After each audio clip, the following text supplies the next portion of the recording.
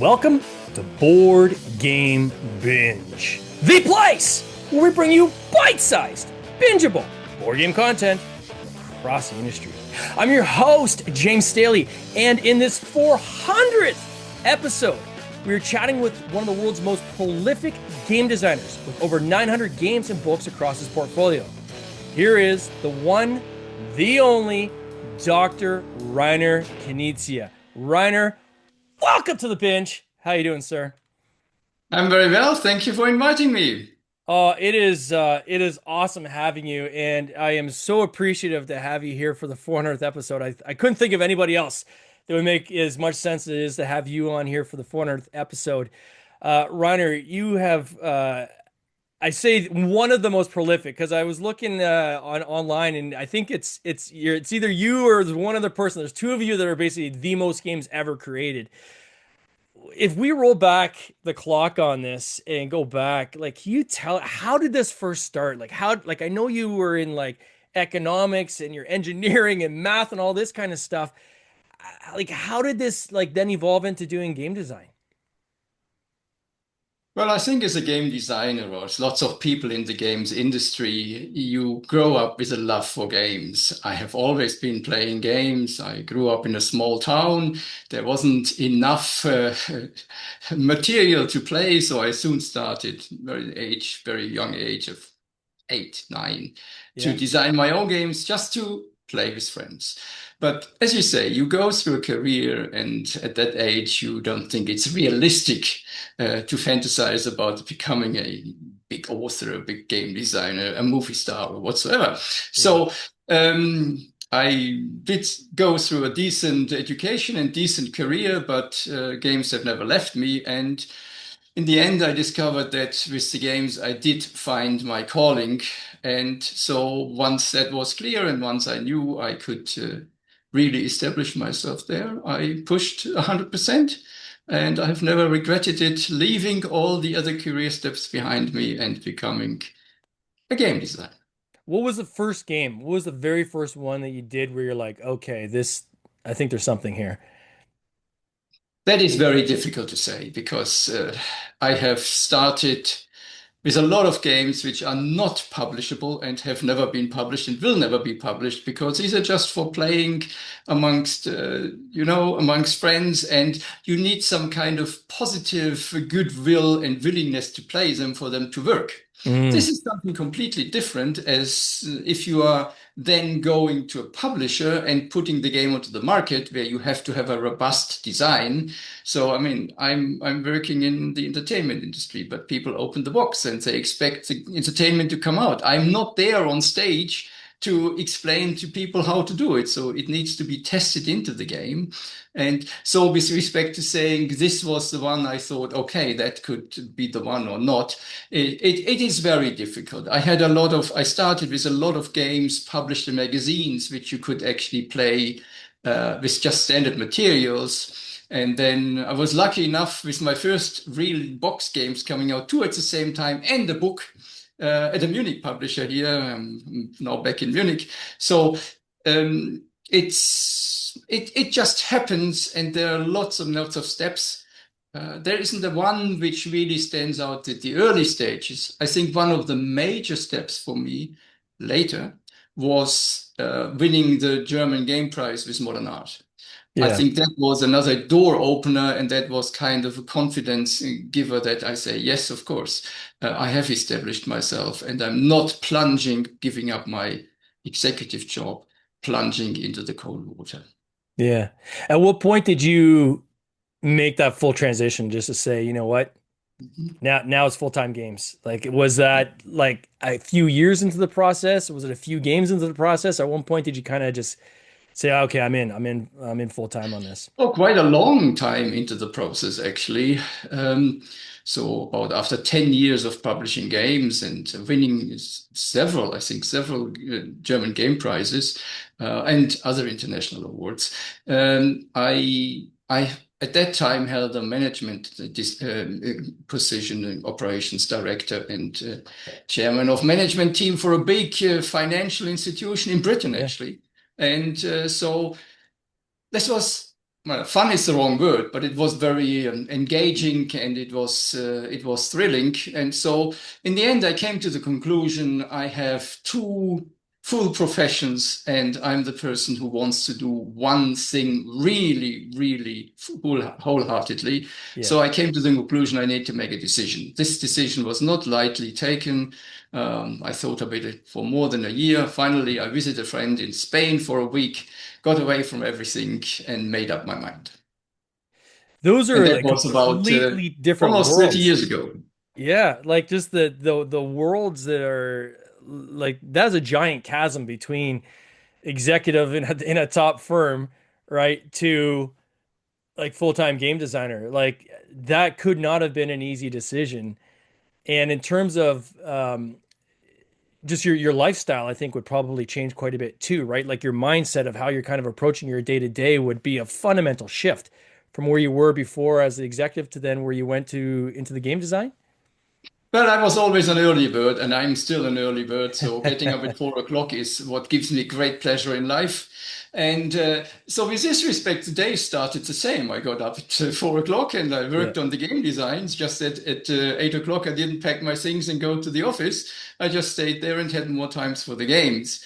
Of course, it is a shift, but um, it is also, the more you move up in the ladder, and I'm very grateful for all the positions I held, uh, you you are losing the ground a bit because you're yeah, dealing with the big topics and the big problems of often and personnel problems or personnel issues. We shouldn't have problems, but lots of these challenges which take you away from the doing and from the actual subject of the business you loved to do.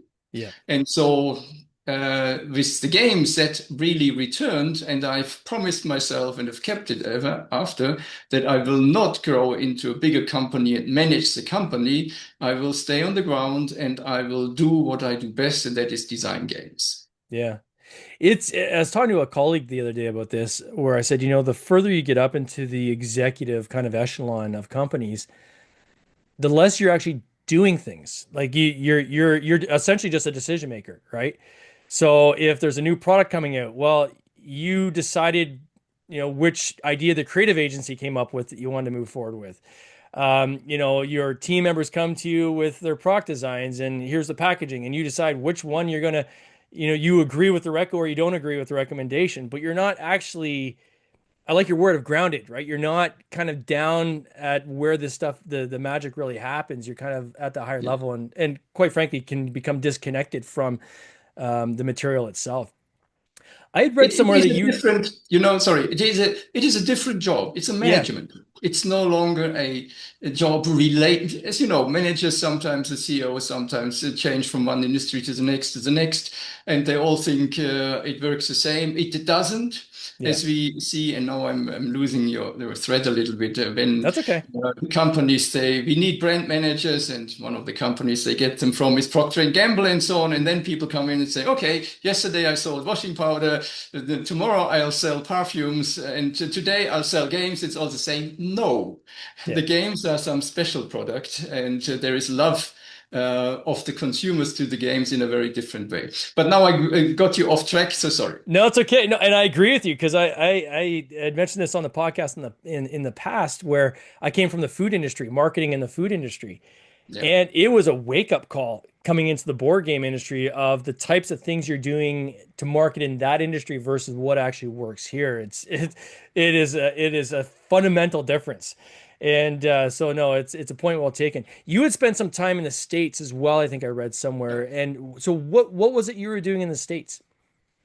That was still during my university time. Hmm. I was very lucky that I had a wonderful professor and with whom I wrote my thesis. He accompanied me from the first semester upwards, and he was very demanding. So he had very few people wanting to engage in it, but I wanted to work and I wanted to do things. So, and he was also a professor in America. So he had two, mad as he was and mad Yeah. as I was, he had two professorships. And so I was in Germany with him, and then I accompanied him to the States, and I had a teaching assignment as assistant position there, and I got my master's degree there. And it was really wonderful. It was in Syracuse, upstate New York, wonderful city, and I have very, very fond memories still of that time. Have you been able to, like, so you've spent some time in some different parts of the world, right? So you've spent some time in America, spent some time in the UK, in Europe and Germany. Have had that help you inform kind of some of the game design in terms of the different types of styles in these different countries of how people played games and so forth? Like you always hear the classic Ameritrash versus Euro style and Yeah. things like this. How did that inform you, Reiner? Well, my time in Syracuse and in the States was very early. I was even before my business career started. So I got to know some of the games, but I was really a kind of amateur outsider at that time. Sure. That was even before I had published my first games. Later, of course, when I went to the UK and when I lived in Vienna in Austria, that was much more aware of the people there. But the Western world, so saying Germany, UK, Austria, France, and the United States, this is almost the same style of game. Not really, because, as you say, America was different and the Euro Yeah. style game came over to America. But there are many more differences, much more severe differences if you look into Asia and you look into South America and other countries. And of course, that experience came much later. So I Mm. think it is just simply the connectedness and being able to communicate in languages helps. And I think it's the willingness to accept change and to go with the time. That's a general, like studying mathematics, which I did, is a general way of learning to think, to analyze, to be disciplined in approaching certain challenges. But it's not, so to speak, the applied thing of here is the difference in how a board game moves here and there. Yeah. Yeah, that's fascinating. I was watching, I don't know if it was an interview I saw with you somewhere or someone was mentioning is your path of kind of designing always starts kind of in your head and kind of working through almost the full game, like in your mind before you start putting it down on paper. Is that your process? And then how do you get to that next step? Is it the classic kind of cutting out pieces of paper and kind of mocking things up like that, or using some of the other tools like Tabletop Simulator, or how has it evolved to today? Like how do you do your prototyping and things like this? I mean, over the many years, I have gained experience, as everybody does in their profession. And so for me, it's easier to understand what is marketable and what kind of mechanisms and what kind of things will promise success more easily or more probably. Yeah. But this does not essentially, you cannot just sit back and say, I'm so experienced, let me just write it down, we're done. No, we're not. So I've learned that as a scientist, trying to have a fixed methodology to design games is futile, because the ambition is to be innovative, to create something new, something that has not been seen before in Mm, some aspects of the game. Yes. And so starting with something innovative, starting at a new angle, starting with a new topic, starting with something, a new material, new mechanics, new production methodology is usually the best, or with some digital elements in there, is usually the best starting point to end up at a good design. mm, But the experience doesn't help. So, with all this said, yes, it is right. I think maybe one of the cornerstones for me. There are probably many ways to be creative and analyzing yourself. Ask what is it called, a centipede, how they walk. They wouldn't be able to describe it. And so ask a creative person, how are they creative? Yeah. you come up with a model, but if that model is really correct, is to be looked at with care. So um, for me, it is very important to be able to imagine a game, how it works in my head, and to see what it does. So that means when I sit down and I work on a design, it all happens in my head, and I close my eyes and I see myself at the table, and this player takes a turn, and this player takes a turn. What do I do there? And so the whole game shapes itself in playing, and then I write down the rules. And Mm. so without even having played it, because the rules writing disciplines you from making the decisions and seeing where the gaps are and really coming to a complete design that is balanced in itself. So now there's a big danger. You can fall in love with your brainchild and it works perfectly in your brain and you spend all your time and all your days on it, and then eventually you have to face the moment of truth. You put it on the table and then it doesn't work. So I know when I take this step, I can only be disappointed. The best thing is that it kind of works out, which I have hoped for. So it's spending enough time to come to a feasible first approach to the game, but not losing myself into all little details. So, in the nth degree of tie, how would I solve it? Not relevant at the moment. Does it Mm. work altogether? But I think the big cornerstones need to be there. And then, as you say, or as you suggest, then we have special printer here to go and print on thick paper, so it's being cut. We don't do our own graphics because artwork is done in the style of the publisher, so they would do it. So we use clip art, or now we also use Yeah. artificial intelligence and say, draw me that, draw me this, and it's just an illustration for playing. And also then when the game becomes a final prototype as an instruction for the publisher, that's what we suggest to have on the cards, on the boards, and so on. But it's a long process, and in the end, the only thing that leads to success is playtesting. And I'm not playing on any digital media. When we playtest, and we'll start in 3/4 of an hour again. We come together here in the studio. We sit around the table. We watch each other. I look into each other's faces and see my enemies, no, my friends, and we make lots of jokes. We have a very good time, but we're very tough on our games. Yeah. So you have to be tough on the game. You have to squeeze everything out it and make it to perfection and then see that it can stand by itself. That's awesome. I often hear people describe your games as elegantly simple with um, deceptively strategic elements, I guess is the way people describe your games often. Is this something you strive to do in your design? Is it like a philosophy, so to speak, to kind of strip it down to kind of its core and say, okay, this is the core of the game, and let's not add in things for the sake of adding them in. Like, is that kind of the philosophy, or how would you describe the philosophy?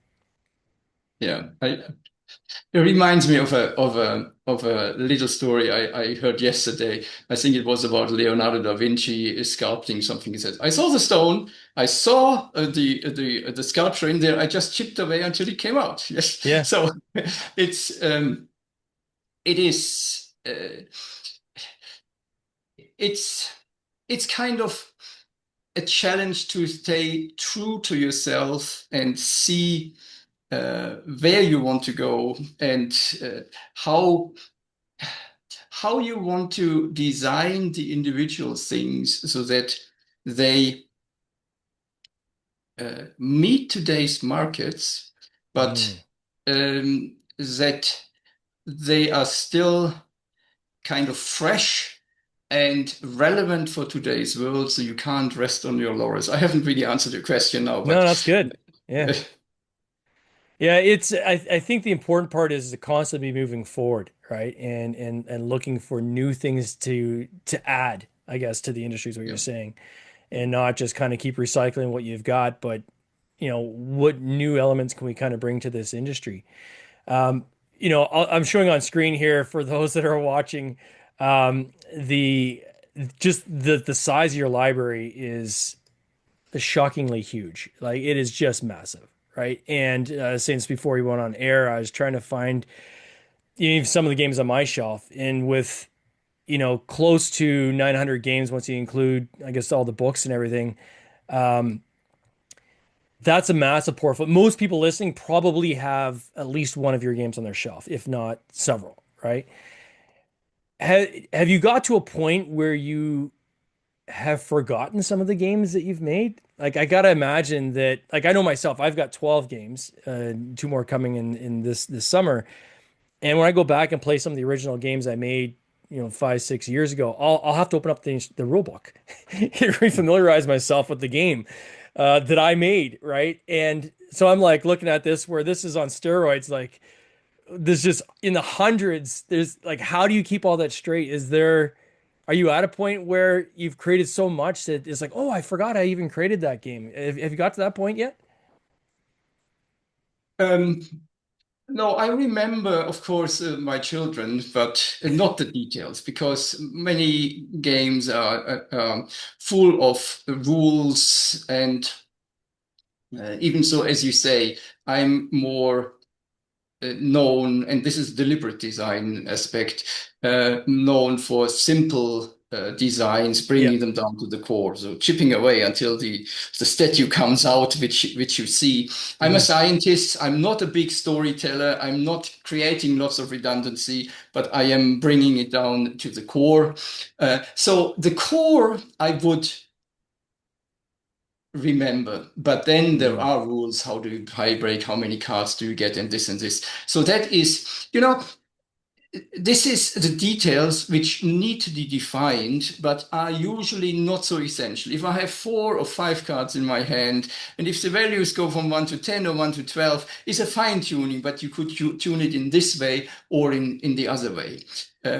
The essential parts, I think, are I think before we started, you mentioned Ra, and Hmm. so in Ra, it's an auction game. But what fascinates me as a designer about Ra is, and as a mathematician and the auction theory, everything behind it, is that you're not only auction for getting the best civilization tiles to build your civilization in Egypt, but you're also building for future power in auction. And Hmm. that makes the game, it makes it very simple. This is on the table. I have 3 different things I can bid with. And when I've bid with one, then it's gone. And when I've bid with all 3, I'm out of this kingdom. And then there are 3 kingdoms, as we know, as historians from the Egyptian period. But the point here is it's very simple, but it's not linear because Yeah. that's where the trick comes in. If I can just evaluate it and say, okay, how much do I get for this? This is worth X, Y, Z, which you can't quite do, but which you could do, then it becomes kind of a boring mathematical exercise. But if you say, okay, I'm actually bidding even without any tiles on the table, but I get the strongest bid for the next kingdom. And Yeah. so, what is this verse? So, it is kind of this recursive, sorry for the mathematical words, this No, it's recursive okay. loop in there, which is simple to understand, but makes the situation very challenging. So, away from this example, what I remember about my children is the novelty, the one aspect I like most about it. And the rest is detailed design around it. Yeah. Yeah. So you remember the children, just not the birthdays necessarily. Correct, correct. Yeah, that's yes, yes, that's what my wife always says. Yes, yes. Yeah, I like your point about it comes down to choices, right? In a lot of your games, right? Mhm. So that there's multiple paths, but it's sometimes making that sacrifice for better options later on. Um, and that may or may not work out, right? So that's a little bit of the strategy that you have to play. That's exactly the point. I Yeah. mean, I don't want to be played. I don't want to be sitting there and say, what's this the best worst option? And life is great. Life Yeah. offers so many things, and you have to choose because you can't do it everything.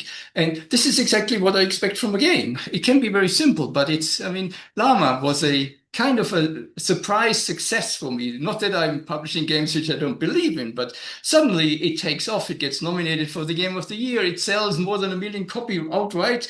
And so What challenges people there? It's okay. It's very simple. I put cards down. I try to improve my hand, and if I can't play, I draw a card. But instead of drawing, I can just say, okay, I cut my losses. I leave it. And so you get some kind of penalties, and then you see how the game continues. And had I played on, I could have done better. Or, okay, I'll risk it. Oh, wrong thing, and it went all wrong. Should I have just gone out? Next time I know better. Of course, you don't because the situation is all different. So, what it is just giving these people the challenge of saying, no, it's not a linear calculation. It's always this, ah, now and next time different. So simple mechanisms, but kind of it's difficult to say. Recursive is the word. So it self-connects, and therefore you can never be clear, have a clear view into the future of the game. Yeah. Now you said you're not a storyteller, but I gotta imagine you have to start with like the thematic idea, I guess, when you're creating the game. How much of that has carried through to then the publishers from your experience? Has there been a lot of publishers taking kind of the theme and saying, okay, we'll obviously pretty up the design, the graphics, and so forth around it with our artists, but in terms of the core theme, how much of that is actually passed along to the publishers? Well, the theme is one aspect of the game. Sometimes the game starts with a theme, particularly if you do a Lord of the Rings game, you have the Yeah, theme. Yes. sure. Sometimes it starts with something very different. I mean, when we started with the what later became, who was it, our most successful game, which has a digital aspect in there, a cooperative game. Hmm. Then we started with the technology and said, how can we bundle that together and what can we do? So eventually we'll have a theme, and the theme should melt together. It shouldn't just be put on top. It should be melted together. When I play the game, I want to feel in the theme. If I'm a pharaoh in Egypt, I want to intuitively know what to do. I don't want to beat the system. I want to play the role. And the Hmm. role should guide me for the best principle to play. Yes. So, but coming back to your question, um, it depends. Sometimes the games are so strongly interwoven with the theme that there's no real discussion of changing the theme. Sometimes the game, because it's kind of, I have kind of this more purist approach of stripping it down to the essentials. Einstein says a thing is perfect if you can't take anything more away, not if you can't add anything more. Yes. Mm. So I'm much with this philosophy. And then the publisher comes up with, Llama. I mean, Llama is a good example, the little card game. I called it Mosquito. Mm. And it was originally published in Poland as Mosquito. And then Amigo, the publisher, came and said, well, Mosquito is not really the most sympathetic animal which you want to relate to. So take something which carries you, a unicorn, no, but take a llama. And so it was kind of easy to change the carrying character in that game. And I think it added a lot to the success of the game. Yes. So it depends on the game, but we discuss it. I have my say in it, but I also accept that the publisher has a lot of experience. Given kind of the level you're at right now, you obviously bring a lot more weight to that conversation. Do you find there's still a lot of um, like discussion around the theme, and how much of it is them saying, well, we don't want to, it's Reiner, we'll just go with his, or do you still get heavy kind of push from publishers who have in their mind a very specific kind of theme they want to hit? Like, is that discussion still happening, or? Well, the point here is that every publisher is different. Yeah. And for me, the size of the publisher is not so relevant. Of course, I want to reach people. So if I have a publisher who has no market power, then the nicest and most beautiful game doesn't help you if they can't carry it in the market. The game Yeah. has to sell itself, but somebody has to put it on the shelf. So with this respect, sometimes there are deeper discussions. Sometimes it just goes with the flow. Very often, the initial discussion takes place even before the decision is taken to take out the license to go into a contract. Yes. Yeah. So people would ask, can we add a little more module at the end, or if we have a lot of the games now with Kickstarter and so on are republished, so can we have a second board to it? Can we add something to it? Yes, and then we discuss and say, yes, I can certainly try it. I can never promise, but once you have a stable basis, you can do it. If it's a new publication, um, I am open because I've learned that if you build too many hurdles and you can't touch my child and you can't, so you're just making hurdles of getting published, yes. Yeah. But on the other hand, uh, sometimes they say each publisher has to make their mark on it, and as long as the mark is neutral, it's fine. If the mark starts destroying the game, then there is a hurdle we can't take. Yes. Yeah. And then some of these games as well are in multiple countries with different publishers too, right? So you might have one publisher that's going to take North America, another one's maybe going to take Asia.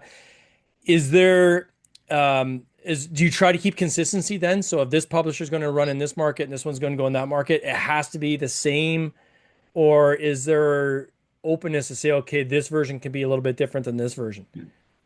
Yeah.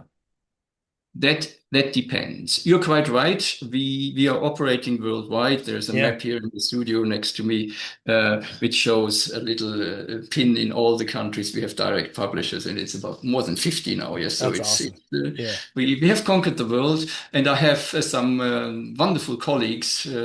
I said initially I want to stay small, but on the other hand, I have a wonderful colleague who looks after the licensing day out, day in, day out, talks to publishers and tries to convince them or show them the most suitable games there.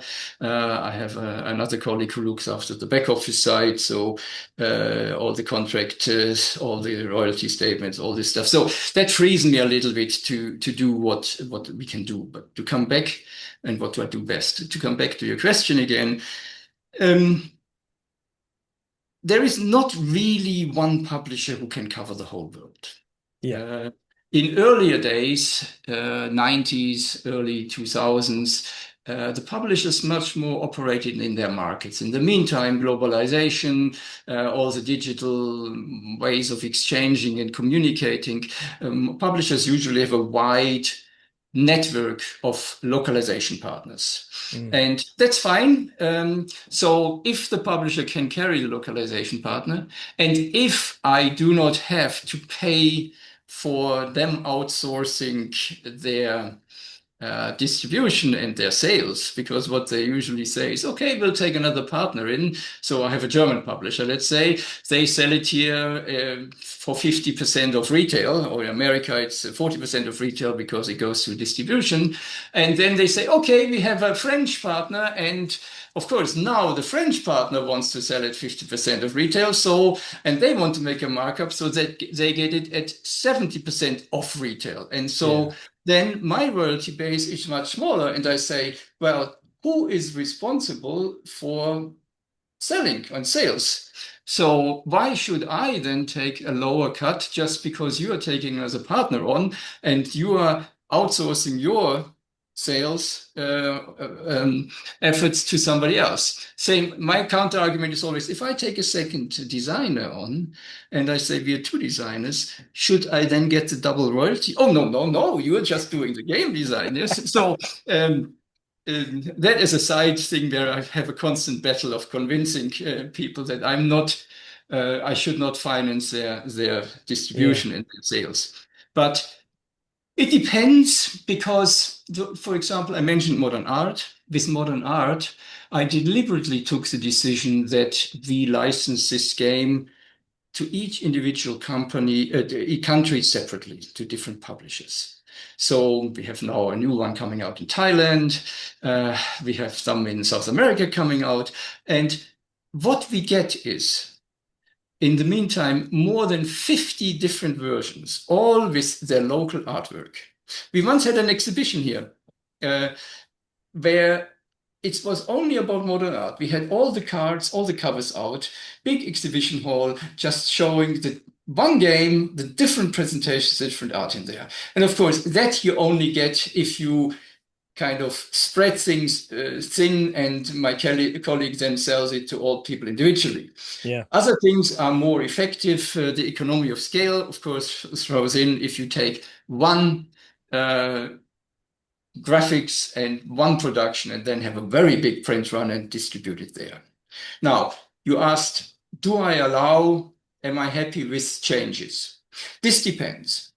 If Mm. we have different versions, for example, we have Battle Line and Schottentotten, which are roughly the same game, but the Americans wanted a little bit more extra, so I gave them the strategy cards. So I'm happy to add some extras, but particularly with classic games, which have been there for not centuries, but for hopefully, but for decades, Yeah.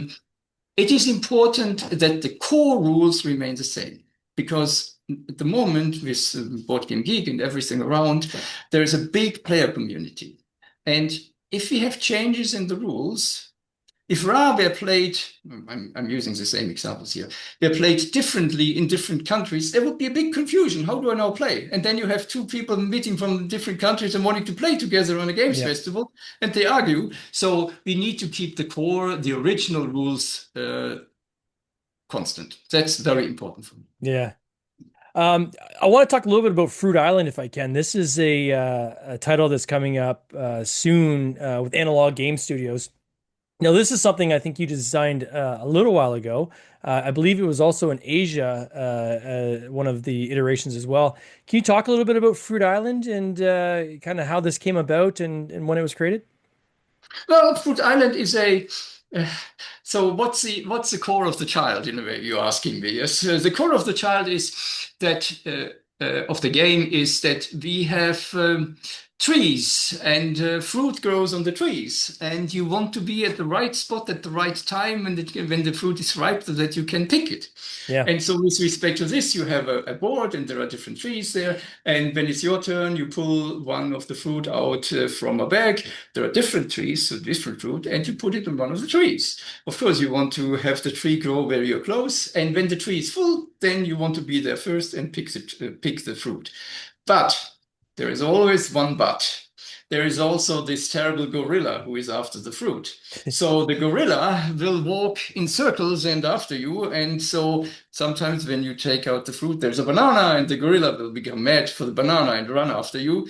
And so when the gorilla catches you, you lose all your fruit again. So every now and then you have to spend some time and take a detour to the center of the board where there's a marketplace. There is our, quite funny, we have a mascot, which is a lemur, Hmm. Inspector Cotta, and he is actually there. And so when you go to the center of the board, you can sell your fruit, just simply turn it over. Now it's safe. The monkey, so the gorilla cannot take anything from you. But the challenge here is again, so if I pick one fruit and I go to the market and I pick another fruit and go to the market, I'm always safe, but I'm never going to win the game. If I always walk around and pick everything up, I have the most fruit, and the gorilla will take everything, and I will not win the game. So where is the middle route? Yeah. Yeah. I played it. It was fun. And then did I hear somewhere that the lemur is like a mascot of some sort tied into? Can you talk about that? Like, I want to hear the story about this lemur. Yeah, the lemur. We inherited the lemur from one of our Essen fairs, where he simply jumped at us, and we took him up and we took him in, and it's probably 15, almost 20 years ago or so that we have him. And so he's our mascot. People claim he's the boss. And he has his own business cards, and I mean, he actually has more followers on Facebook than we have. So, and he goes on all the travels. He was recently in Japan because my colleague was in Japan and came back last week. And so there are lots of pictures in Japan, and you go to the website and you find all the reports and everything that happens. So it's Kota Lemur, and yeah, it's just fun because unfortunately he's not here. He's actually just doing some videos for a publisher in our other office, in our operational office. So when my colleague came back, she wrote him and somebody requested that we get some background of him and so on. So they're doing it. So he's not in the studio. He cannot. He's very miffed because he cannot be in this uh, That's okay. I showed him in on this screen here. interview. But Yeah. yeah. And then So and he's oh yes here. I got this from Simply Fun in the States. And here he is. yeah. So this is not the real demon, as this is not the real Reiner Knizia, but it's a little picture and it shows Yeah. that's Oh, how it so looks close. like. What's next on deck for you, Reiner? Like, how far out are you working in terms of new designs? And is there something that's, obviously we was talking about Fruit Island, but is there something new that you're working on as well that you can talk about or kind of hint at, or? Yeah. Um, Not really, because as I said, I'm doing the designs, and Yeah, when I hand over the game to the publisher, I expect them to do their job and not yeah, me paying for their job. And I'm also not wanting them to interfere too much with my job. I mean, there is an exchange of experience, of course. yeah. So with this respect, I leave the marketing to the publisher because they need to run the marketing campaign, and so I will not sneak in and say, okay, this and this and this. But I think it has been kind of uh, somewhat the information released that we will have a second Rebirth game. Mm. And one thing I'm very fond of is that we will soon have a new release of Tigers and Euphrates. Oh, Tigers and wow. Euphrates is very, very close to my heart as a game. I mean, you shouldn't say that about your children, but yes, I like that one. Because it was actually on the top of Board Game Geek list for quite a number of years, quite some while ago. And so it is really a game that stood the test of time. And whenever there is a new publication, I would play it again and we see not to change the core, but if we can add something a little bit and so on. And I'm with this one, I'm always fascinated about essentially the simplicity of the rules, but nevertheless the big depths. And that's one of my deepest games, so the rules are a bit longer. Yeah. And yes, I have been inspired, but I'm not allowed to talk about it. I have been inspired in this environment to do another design, but I couldn't possibly say anything about this world. Well, Reiner, I want to thank you for being part of this 400th episode, this milestone for us. It's been an absolute pleasure getting to meet you finally and in hearing your story. And I know that we can go literally a few more hours just down this rabbit hole, and I'd love to bring you back at some point to continue this on. Thank you so much, and I want to wish you all the best in these coming years, my friend. Thank you very much, and thank you for having me on the show. And I wish you all the best. And what we can certainly agree now is when you do your 900th episode, now I'm on 900 games, and I'm hopefully a bit further ahead of you, but then we can celebrate the 900th episode, and I'll be more than happy to come on. Oh, that sounds like an 900. amazing milestone. That's something to aim for. All right, my friend, you take care. Cheers. Okay, bye bye. This has been an episode of the Board Game Binge podcast, hosted by James Staley, produced by James Staley and Mike Bruner, with original music by Nick Smith. If you would like to watch these interviews live, simply subscribe to our YouTube channel, Board Game Binge, and you'll get access to live interviews, giveaways, and interesting board game content from across the industry. I can't wait for you to join us. See you next time.